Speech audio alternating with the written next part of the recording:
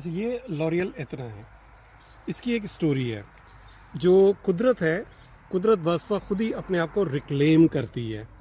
Specially nature में जब हम होते हैं, और जो नबातात हैं ये खुद अपने आप को रिक्लेम करती हैं। अब आप ये देखिए कि ये इस तरीके से यानी कटा हुआ एक दरख्त था, और उसका एक हिस्सा था पड़ा हुआ जो ज़मीन के साथ जुड़ा हुआ था। तो उसमें बारिश गिरती थी, चीज़ें लगती थी, तो उसमें हल्का सा एक या फूटा उसमें 2 पत्ते थे लगे हुए। तो हमने सोचा ला के इसको यहाँ पे रख लेते हैं, डेकोरेशन रहेगी। तो हमने सिर्फ ला के इसको यहाँ पर ज़मीन पर रख दिया है।